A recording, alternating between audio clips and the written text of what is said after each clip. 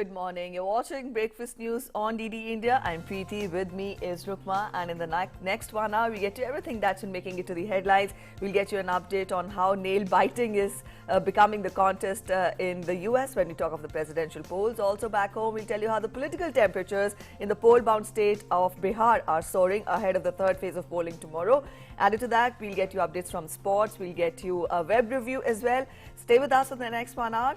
We are sure that we will get you things and condiments to make sure that your tea and coffee in the morning tastes even better, isn't it? Right, Preeti. A very good morning to you. Yes. And to all our viewers as well this Friday morning. Over the next 1 hour, as Preeti just mentioned, we'll be taking you through all the major highlights, making news across the world.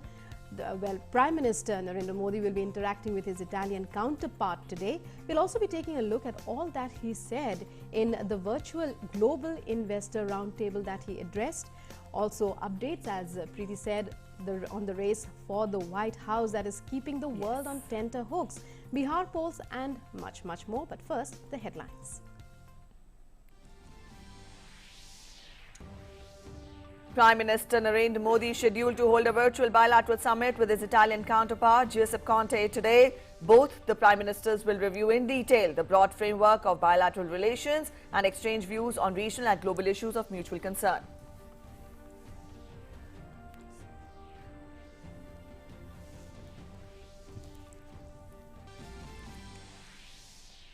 Improved ease of doing business for IT industry, particularly business process outsourcing BPO and IT enabled services as government drastically simplifies other service provider guidelines of Telecom Department. PM reiterates commitment to make India a technical hub.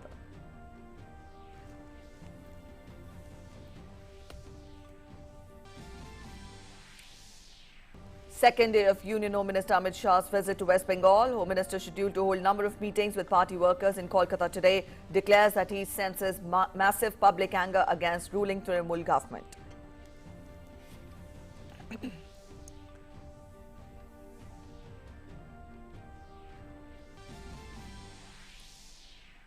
Eighth round of Corps commander level talks between Indian Army and Chinese PLA today. Round of talks is happening on Indian side of Chushul-Maldo border post in eastern Ladakh.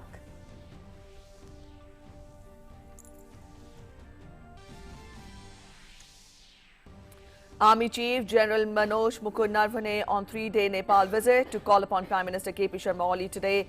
Army Chief conferred the rank of Honorary General of the Nepal Army by President Bidya Devi Bhandari.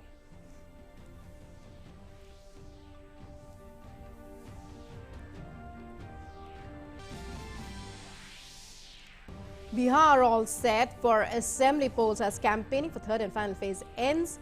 78 assembly constituencies spread over 15 districts will go to polls on Saturday. Counting of votes on the 10th of November.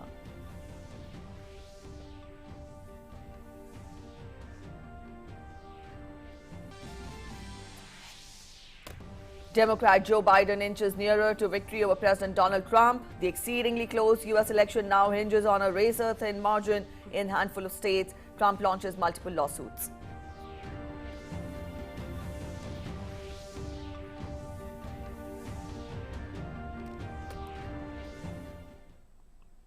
And now let's take a look at all the news making headlines in detail. Yes.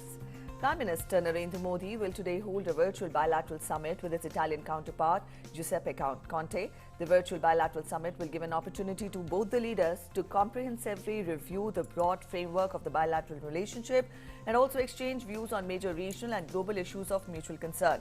Several government-to-government and private sector agreements or MOUs are under finalization and will be concluded on this occasion. India and Italy share a warm and multifaceted relationship based on strong historical ties, common democratic traditions, rule of law, and a shared goal of international peace and stability.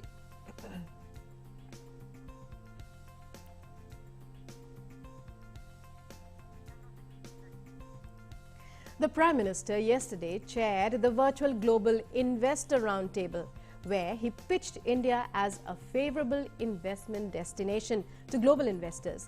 The roundtable was an exclusive dialogue between leading global institutional investors, Indian business leaders and the highest decision makers from the Government of India and financial market regulators. Let's listen in to what the PM said in his address. To become Atmanirbhar is not just a vision, but a well-planned economic strategy. A strategy that aims to use the capabilities of our businesses and skills of our workers to make India into a global manufacturing powerhouse. India bravely fought the global pandemic. The world saw India's national character. The world also saw India's true strength. It is successfully brought out traits that Indians are known for.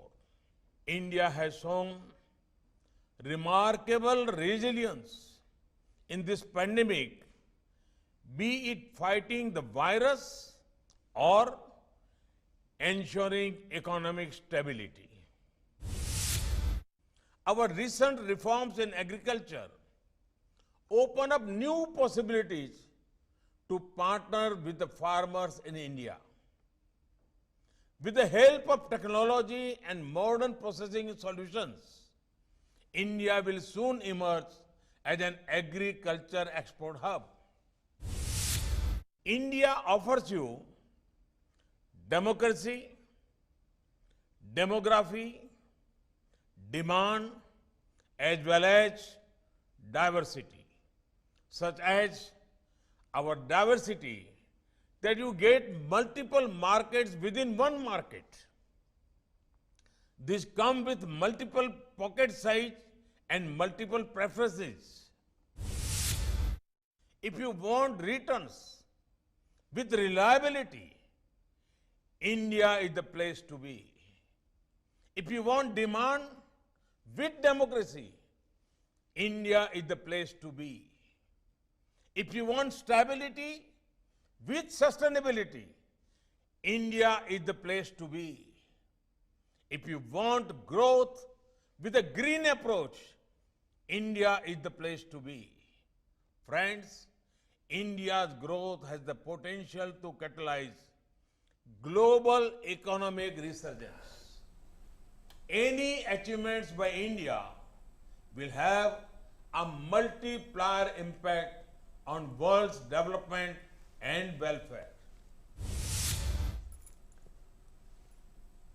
Prime Minister Narendra Modi in a tweet has reiterated his commitment to furthering the ease of doing business and making India a tech hub. The Government of India has significantly simplified other service provider guidelines of the Telecom Department. Compliance burdens of BPO industry will be greatly reduced due to this. Now, registration requirement for OSPs has been done away with altogether. The BPO industry engaged in data-related work is out of the ambit of OSP regulations. Many other requirements have been done away with. Now, these steps will further the flexibility and productivity.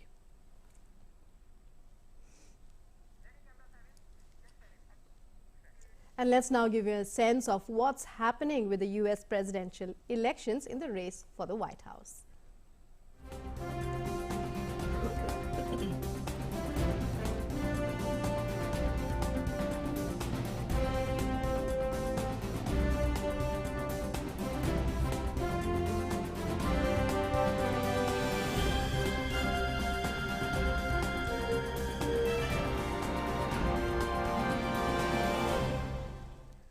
Democrat candidate Joe Biden seems to be inching towards a victory in the US presidential election. Biden was steadily eating away at the Republican incumbents' leads in Pennsylvania and Georgia, even as he maintained narrow advantages in Nevada and Arizona, moving closer to securing the 270 votes in the state-by-state electoral college that determines the winner.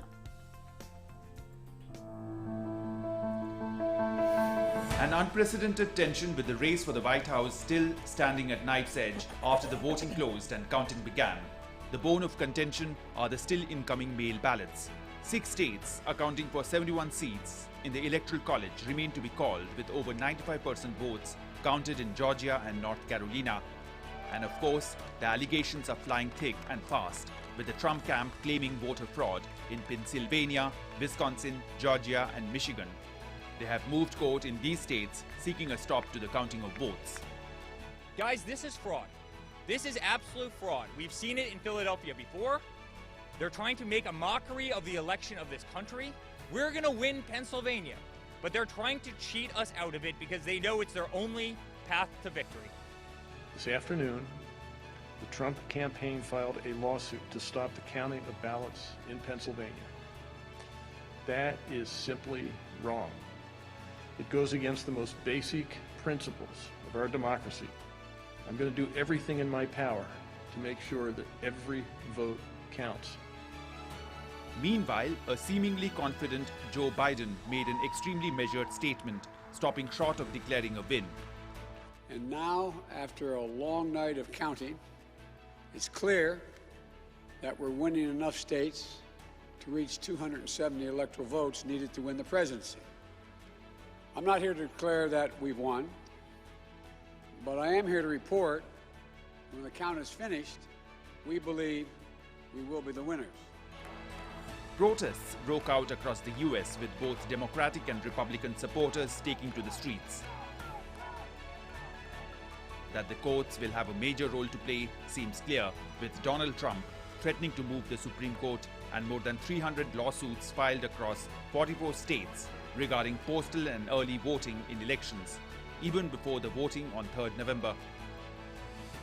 Most of the election questions should get resolved by state courts to the extent that they have to do with how states count their own ballots and what counts as a lawful vote under state law. That's the kind of question that state courts should be resolving as a matter of state law. And the US Supreme Court shouldn't really have a role in determining that. That Donald Trump and the Republican camp won't go down without a fight is clear, and perhaps is adding to the all-pervasive anxiety. Part of the problem right now is that the peaceful transfer of power has been a core part of the American successful experiment with democracy over the last 200 years. And so if a president refuses to step down when he loses the vote, that creates a tremendous destabilizing effect on the democracy. Well, I know Biden will accept the results. I hope Trump accepts the results if he is not the victor, because it will be a great deal of waste of time, confusion, and money if he's going to take it to the courts. At the end of the day, I think it's really about having determination to count every single vote that was placed and be restrained in thinking about who the winner is, because I think it's still a marathon and the finish line actually hasn't been crossed until all the votes are counted. With the Republican camp seeking a recount in Wisconsin as well as moving court, there doesn't seem to be a resolution in sight, and with the postal ballots still pouring when the vote count will end, also remains to be seen. So, as they say, it ain't over till it is. DD India.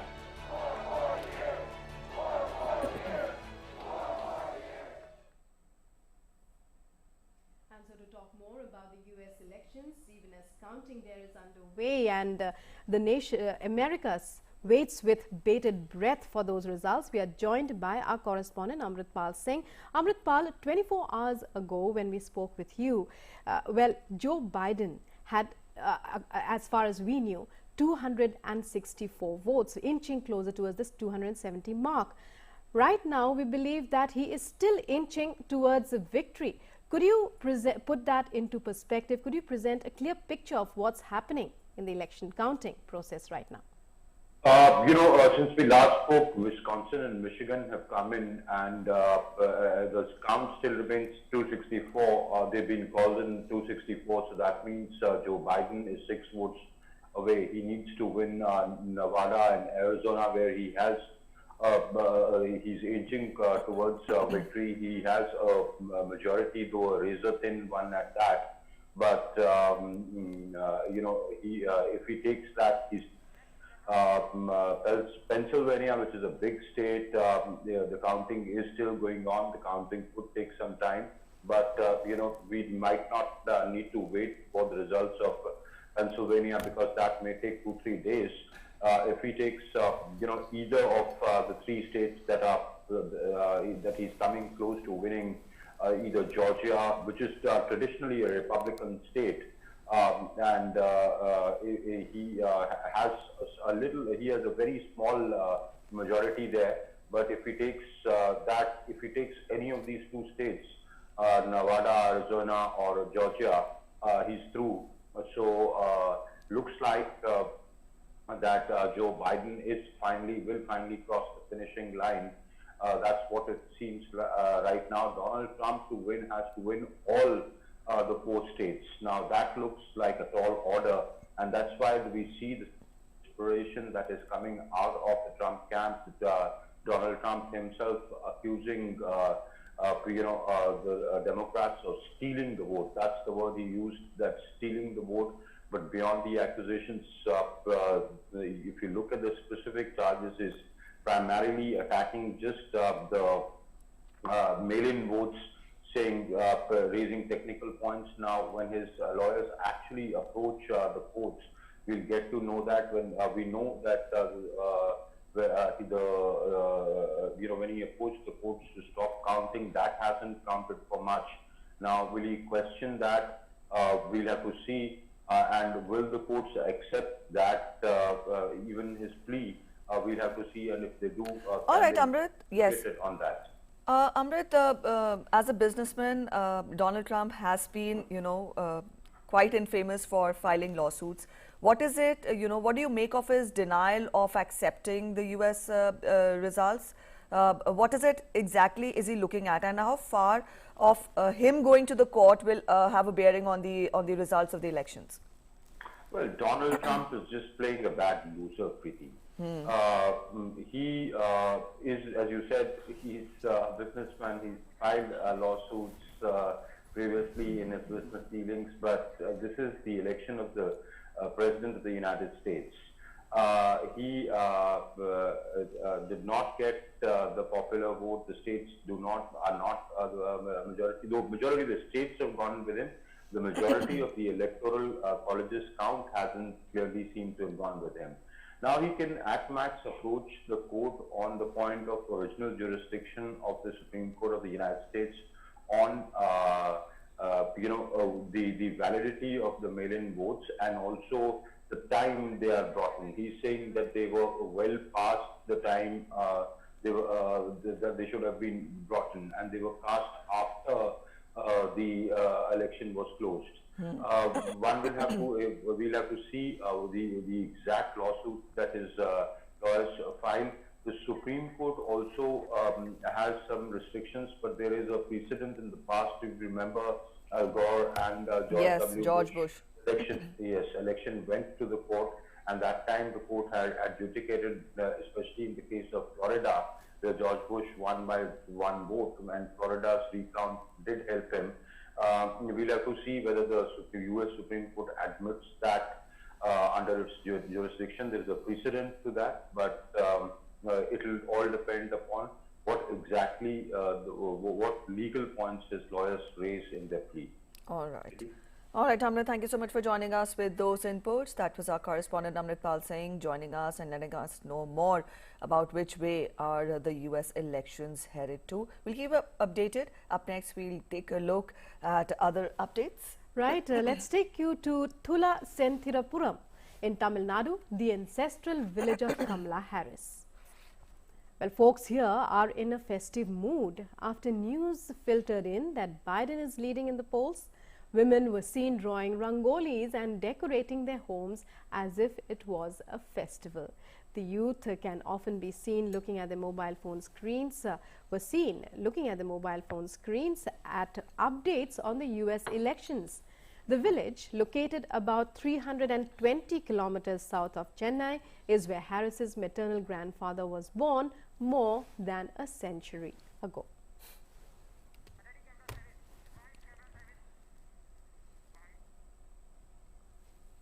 All right, after those updates on US presidential polls, let's also now see how political temperatures are soaring in the poll-bound state of Bihar back home.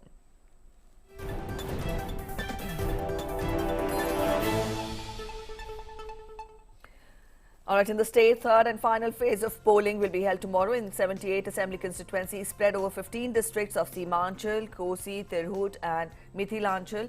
Kosi and Saran, over 2.35 crore voters will decide the political fate of 1,204 candidates, including 110 female contestants in this phase. Also, BJP is contesting 35 seats and its partner JDU in 37 assembly constituencies.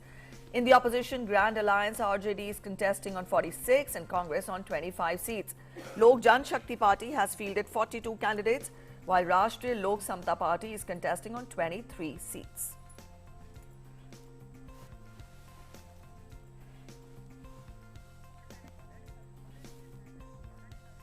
All right, to talk more about it, our correspondent Salman Haider is joining us from Patna. Salman, we've given a broad outline of the number of seats and the constituencies to our voters. I would want you to spell out more details as to what is specifically important to this third phase of elections. How is it going to be different from the previous two phases? When we talk of the political contest, when we talk of the prospects of the candidates there, let us know more. There are a couple of things that are important for this particular phase of elections. 12 ministers are contesting in this phase of election. 8 are from JDU and 4 are from BJP. And also 2 relatives of the deceased ministers are also fighting the election. This particular phase is the area where the election is going to be held. In these areas, I mean Tirhut, Kosi, Mithilanchal and Tirhut divisions, JDU has a strong hold in these areas. During the past 2015 elections, JDU had 23 seats, BJP 20 and RJD 20. As you know, the JDU had different alliance at that time. So a composite seat of JDU and RJD were 43 in total, and also Congress has gained at that time 11 seats. So this is the major chunk where the at that time the ruling government has those seats. So the areas of Seemanchal particularly are Muslim dominated, where almost 24% of Muslim voters are there.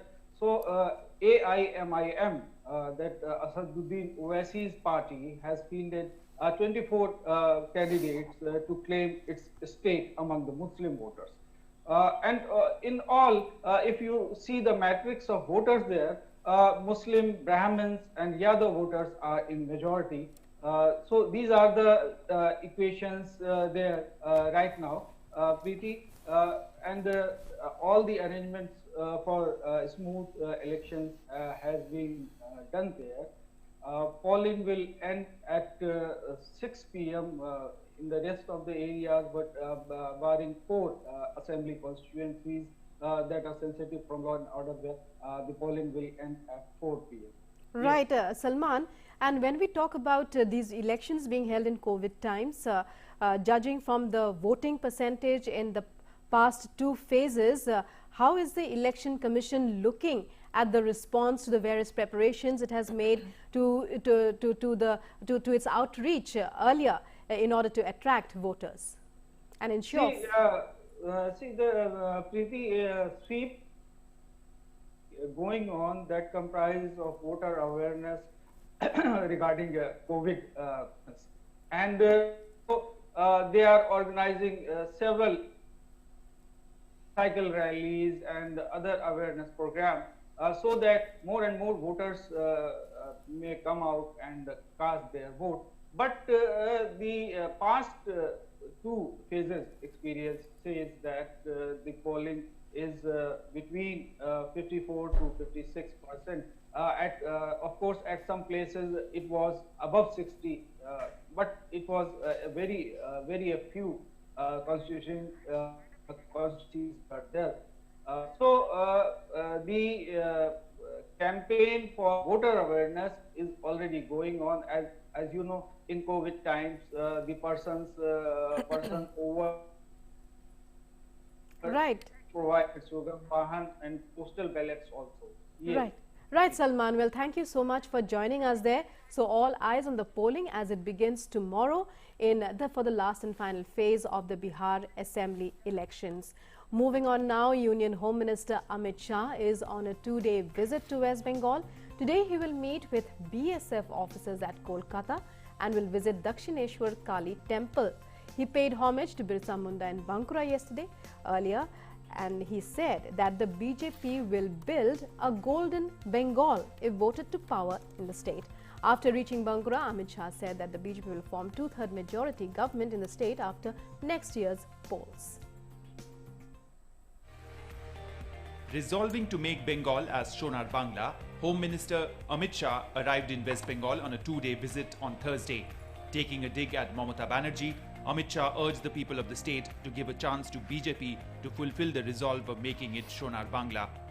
मैं निश्चित रूप से देख रहा हूं कि ममता सरकार का मृत्युगंड बच चुका है। आने वाले दिनों में यहां भारतीय जनता पार्टी की 2/3 बहुमत की सरकार बनने जा रही है। मैं आज बंगाल की जनता को अपील करने आया हूं कि बंगाल एक सरहदी प्रांत है। देश की सुरक्षा बंगाल की आंतरिक सुरक्षा के साथ जुड़ी है।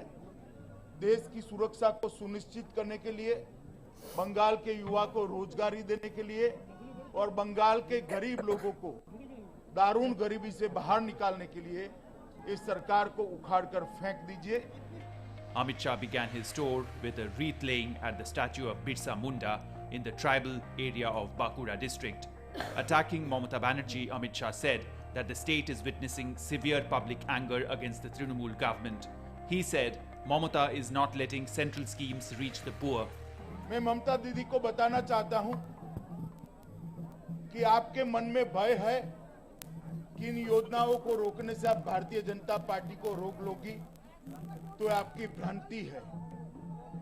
आप एक गरीब लोगों के लिए मोदी जी ने जो 6,000 रुपया प्रति साल भेजा है वो पहुंचने दीजिए, स्वास्थ्य की सुविधाएं पहुंचने दीजिए, शौचालय पहुंचने दीजिए, इनका घर उन तक पहुंचने दीजिए, तो शायद थोड़ा बहुत भी आपके लिए सोचेंगे। Union Home Minister visited the Chaturthi village of Bankura and met the tribal families. During the meeting, he shared lunch with the tribal family. This is the first visit of the Home Minister after the COVID-19 pandemic in the state. Earlier, Amit Shah visited the state in March. With inputs from Anibroto in West Bengal, Bureau Report, DD India. Uttar Pradesh Governor Anandiben Patel is on a 3-day visit to Varanasi. She visited Anganwadi centers and primary schools of Sevapuri block. The governor said that Anganwadis have been playing significant role in improving health and providing education to women.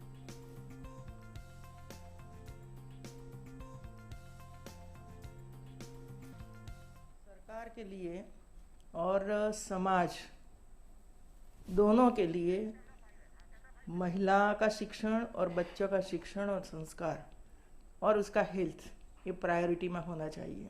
Anganwadi में जाना, बच्चों से बातचीत करना, बच्चों को मिलना, आंगनवाड़ी जो बनी है उसके दीवारों पर क्या है, क्या लिखा हुआ है, बच्चे वो देख कर पढ़े। माताएं जो आती है वहाँ, सगर्भा माता आती है तो उनकी गोद भराई होती है, तो उसी समय भी उसको थोड़ा सा मार्गदर्शन दिया जाता है। तो ये देखकर मुझे भी काफ़ी खुशी हुई कि धीरे धीरे करके हमारी आंगनवाड़ी की ओर समाज का भी ध्यान गया है और सरकार का भी ध्यान गया है। UP Governor Anandiben Patel also said that new education policy has laid a special emphasis on ameliorating the research in universities. She further added that research should always be in welfare of the society. Research work है वो अभी तक जिस दिशा में होना चाहिए वो दिशा में नहीं है और इसी वजह से नई शिक्षा नीति में ये आमेज किया गया है कि रिसर्च कैसा होना चाहिए और वो जो समितियां बनेगी वो समिति तय करेगी कि इस विषय पर आपकी रिसर्च होगी। हमारा रिसर्च वर्क ऐसा होना चाहिए जो समाज को उपयोगी है, और हमारा रिसर्च वर्क पर बहुत ही ध्यान दिया गया है, और रिसर्च के लिए पूरा एक फाउंडेशन बनने वाला है, और वो फाउंडेशन रिसर्च के बारे में यूनिवर्सिटियों को गाइड करेगा और रिसर्च का विषय भी तय करेगा। Army Chief General Mukund Narwane is on a 3-day visit to Nepal. The Army Chief was conferred the rank of Honorary General of the Nepali Army by President Bidya Devi Bhandari at an investiture ceremony held at Sheetal Niwas. Apart from this, the Army Chief will meet Nepal's Prime Minister KP Sharma Oli. Today, he is on a visit to Nepal after receiving an invitation from Nepal Army Chief General Purna Chandra Thapa. The Army Chief met his Nepalese counterpart, General Thapa, and presented medical equipment for 2 field hospitals of Nepali Army X-ray machines, computed radiography systems, ICU ventilators, video endoscopy units, anesthesia machines, lab equipment, and ambulances.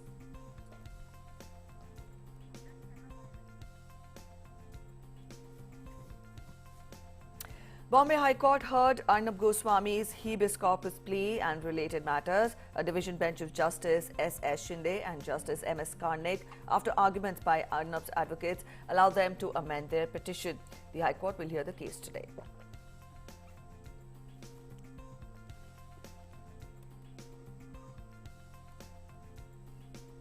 Also, Arnab Goswami's advocate submitted before the court that the arrest is illegal as a summary report is already filed in this case. He argued that opening a case by police through suo motu action is an insult to the magistrate and judiciary.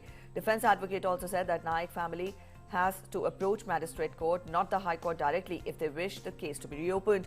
Meanwhile, senior advocate Harish Salve, representing Arnab Goswami, has requested the court to grant him time to amend the petition and add informants in his plea, which the court allowed. And the 8th round of Corps Commander level talks between the Indian Army and Chinese PLA will be held today. This round of talks is happening on the Indian side of the Chushul-Maldo border post in eastern Ladakh.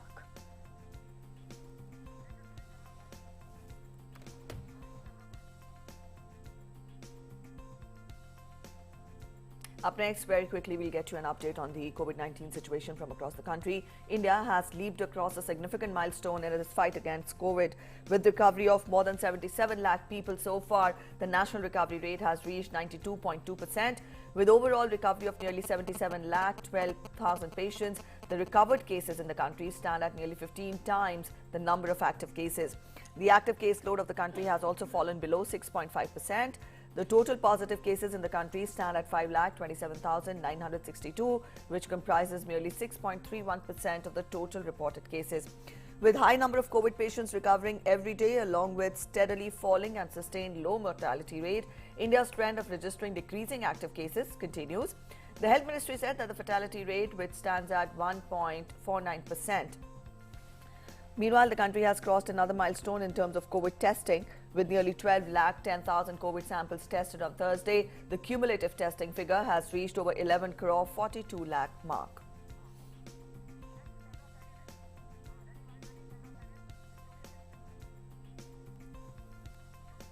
And as the world braces for another wave of the coronavirus pandemic, taking drastic measures, also there's more news from other parts of the world. Let's take a look in across the globe.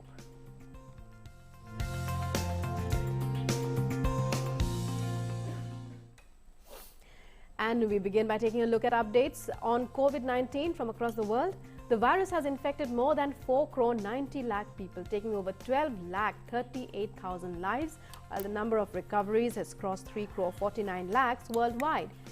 The United States continues to be battered by the virus, the most, with over 99 lakh 17,000 cases of infection and 2 lakh 40,000 fatalities, followed by Brazil with over 1 lakh 61,000 deaths from the virus so far.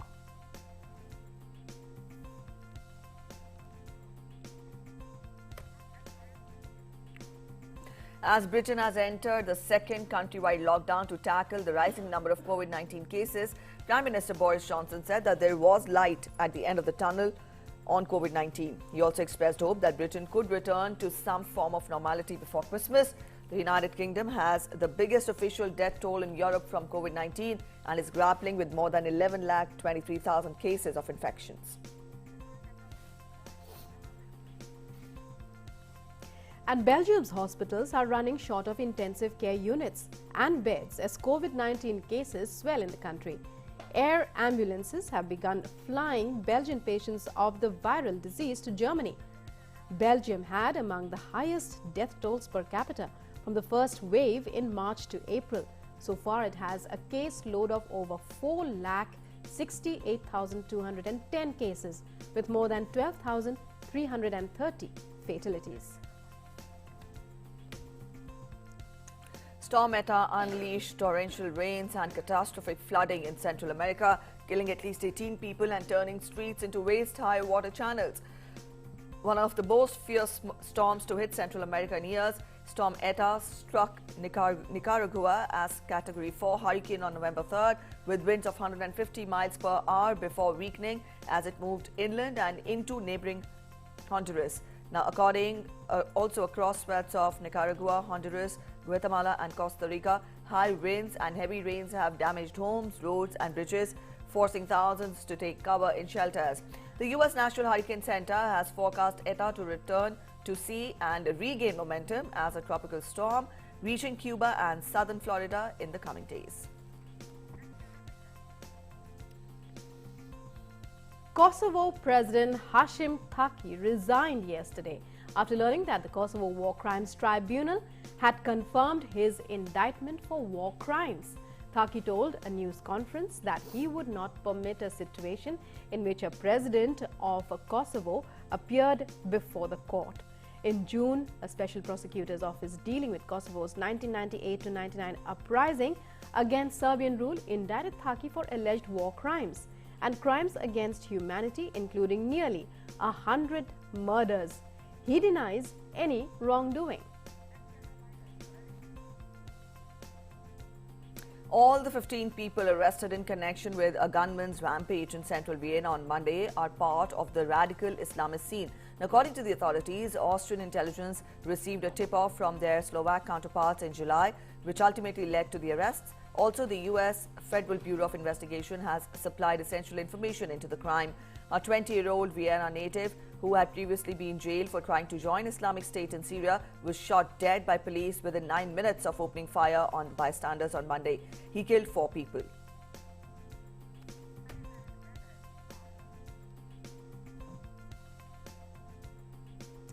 And after taking a look at all those highlights from across the globe, it's time now to take a look at all the news trending on social media and on the web in Web Review.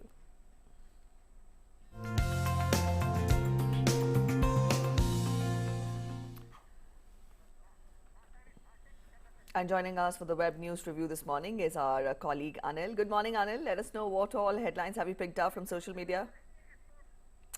Anil, I think we've not been able to... Good morning, Preeti. Good morning, Rukma. It's an interesting morning, with a line of an array of news from the web world. Starting first up with the Times of India, where Nitish Babu, that's the Sushashan Babu, indicating about the Bihar elections 2020 being his final elections, or a last election comment that he's made. These comments that Nitish made in the election campaign, in the last phase of campaign, clearly, setting about speculation about his retirement. But Nitish Kumar's party men clearly denying all those and saying that these are basically it's not about his retirement, but it's about that it was not exactly what he meant. The Bihar chief minister there was campaigning for a candidate of the Janata Dal United Punya, where he said this is the last day of election. The day after this elections end, and this could be my last elections. Ant bala to sab bala. That's what he said there. All's well that ends well. These comments actually set fire with regards to his retirement speculation. But Nitish Kumar's party men clearly there, said that this was not exactly what he meant, but critics clearly talking about, that Nitish is known for his flips on similar grand declarations in the past, but surely something that will be talked about, this is that last-ditch effort that Nitish Kumar is made, especially when it comes to wooing the voters. We'll have to wait and watch when the election results come out on 10th on what exactly did he mean by that particular line, and what exactly did he, is he really going to, this is going to be his final shot, or this is he ever going to come back in the election campaign? But surely, something that's set everyone interested when it comes to this particular elections, and that's going to be, we'll have to wait and watch whether he's able to reap benefits out of it in the last phase of polls, especially Bihar goes to polls in that final phase on the 7th of this month, and the counting of votes will take place on the 10th. Well, moving forward to the next story that's come from the Economic Times, a story about UGC notifying guidelines for reopening universities and colleges in phases. The University Grants Commission has issued guidelines for the reopening of universities and colleges across the nation in line with the process of gradually opening the lockdown imposed due to COVID-19 pandemic. The UGC has also suggested, you need to have a 6-day week, smaller class size to enable social distancing.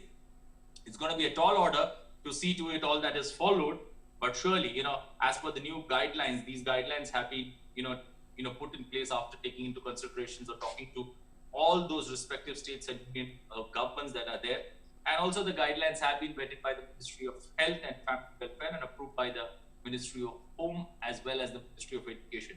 But the 6-day week, smaller classes to enable social distancing. However, teaching hours must be extended. That's going to be the big, thing that one needs to look out for, because that's going to be where the institution needs to step in, because you will have to increase the teaching hours in a day, because otherwise this is not possible. But surely an uphill challenge. We will see how this particular rollout happens, because remember, students in colleges and universities are badly affected, and sitting at home is a tough ordeal for them too. Well, moving to the third headline that have picked, this comes from the Hindustan Times, where the German footwear giant has begun production and after leaving China. That's interesting, because this particular German, the initiative taken by the Yogi Adityanath government to invite companies willing to shift operations from China took a big step forward, especially with this particular move, when the German footwear giant has begun production in 2 units in Agra in partnership with his Indian partners. All right, Anil. We are running short of time today. When we talk of the press review, you've covered the Bihar elections, and you also got us a story from Economic Times. We'll end this press review here.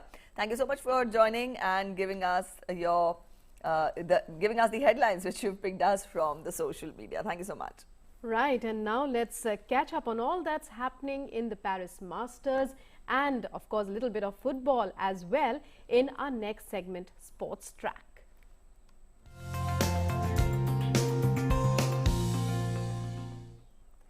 Well, India's Rohan Bopanna and Austrian Oliver Marat will face Eugen Meher and Edward Roger in the quarterfinals today in the Paris Masters.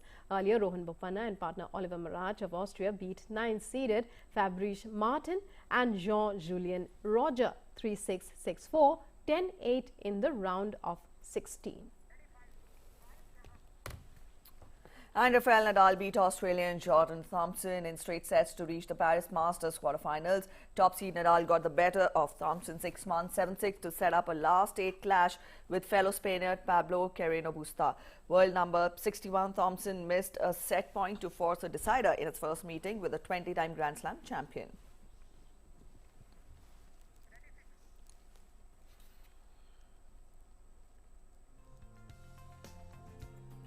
In the Europa League, Tottenham Hotspur claimed a comfortable 1-3 victory over Ludogorets in a Group J match. Harry Kane headed home from a corner after 13 minutes to open the scoring for Tottenham, and then combined with Gareth Bale to give Lucas Moura an easy finish to double the lead in the 32nd minute of the match. The third goal for Spurs came from Giovanni in the 62nd minute.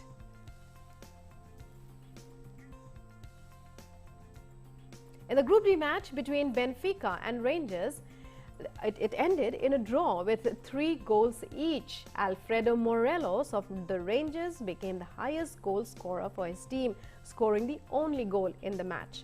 However, despite being a draw, the Rangers remained on the top in Group D with 7 points. And well, now let's hear a special story from Bengal about Bankura toys. Bankura district in West Bengal is synonymous with the timeless and wondrous terracotta temples. This quintessential art form was once patronized by the monarchs. It has evolved into an industry which caters to the new age connoisseurs. What was once regarded as temple art has now morphed into adornments which are capable of even lending a regal touch to the humblest of homes and workspaces. ये जो आप लोग देख रहे हैं, ये हाथी घोड़ा जो कुछ भी है वो सब पूजा के सामग्री के लिए जो इस्तेमाल करते हैं तो करते हैं, या फिर हम लोग घर में सब सजावट के लिए करते हैं जो खूबसूरत लगता भी है। और नहीं, विदेश में भी जाता है, बाहर से लोग आता है यहाँ पे देखने के लिए और कुछ खरीदते भी है, कुछ यहाँ पे कोरियर के माध्यम से भी जाता है। तो जो जो मैंने जैसे जैसे करके आप लोग मैंने खरीद सकते हैं वो हम भेज भी सकते हैं और लोग आते हैं लेकर जाते हैं। The iconic Bankura horse is literally traveling all over the world, and this journey is not just symbolic. Terracotta art has created an industry which employs and empowers many, including women. With inputs from Kolkata, Bureau Report, DD India. All right, good to see how this Bankura horse is going places. Exactly. These toys, indigenous toys in design, in make, are famous all across the world. And why not?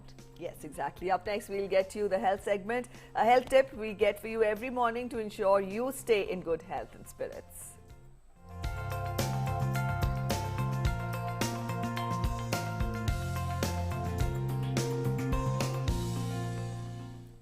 If you prefer working on a computer or watching television for long hours, if you spend most of your time on internet surfing or chatting on the phone, if you mostly rather opt for junk food instead of healthy, nutritious food, then your health is at risk. Now take a look at this report and understand the importance of activity for overall well-being.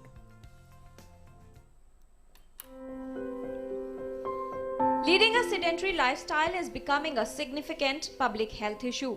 Physical inactivity appears to have a negative impact on physical health and mental well-being.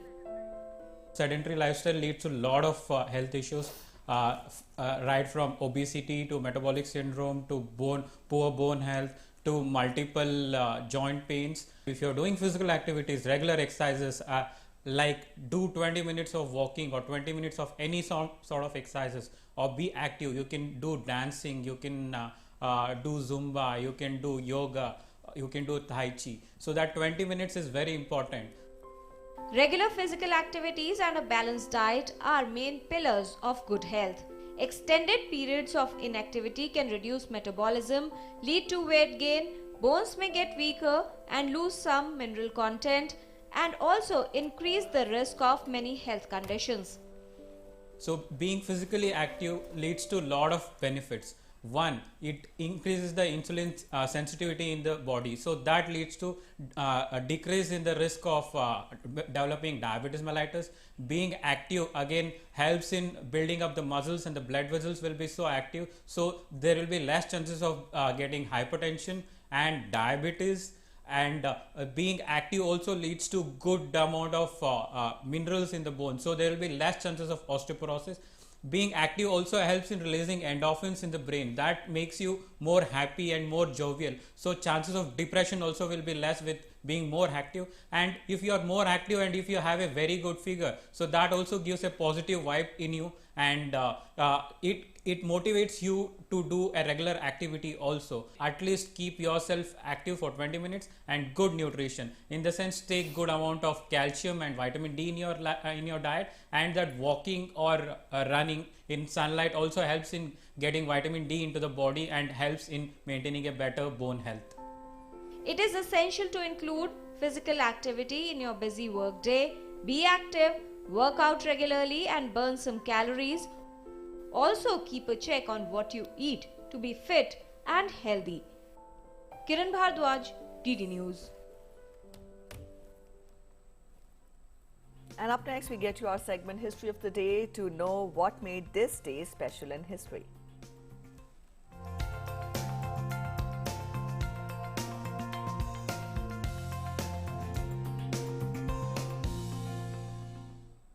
On this day that Sanjeev Kumar, the noted Bollywood film actor, passed away in Mumbai. He won several major awards, including 2 National Film Awards for Best Actor for his performances in the movie Dastak and Koshish. His double role in the film Angur was listed among the 25 best acting performances of Indian cinema by Forbes India on the occasion of celebrating 100 years of Indian cinema. It was on this day in 1996 Cyclone 07B killed some 2,000 people in Andhra Pradesh state in 2 days. The damage was estimated at $1.5 billion. It was on this day in 2001 that Russia clinched the deal to build the $2.6 billion nuclear power plant in Kudankulam in Tamil Nadu. It was on this day in 2005 that Swami Narayan Akshardham Temple in New Delhi was officially inaugurated by Dr. APJ Abdul Kalam. It was on this day in 2018 that Ayodhya lit a record of 3,150,000 diyas or earthen lamps and kept them lit for at least 45 minutes as part of the annual celebration of Diwali.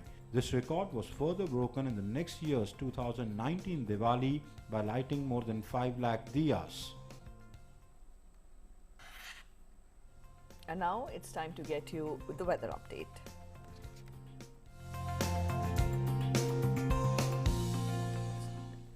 A cyclonic circulation lies over the Gulf of Mannar and adjoining Sri Lanka in lower tropospheric levels, and a trough of low at mean sea level runs from Comorin Maldives area to Karnataka coast. Under their influence, scattered to fairly widespread rainfall very likely over Tamil Nadu, Puducherry and Karaikal and Kerala and Mahe during next 3 days.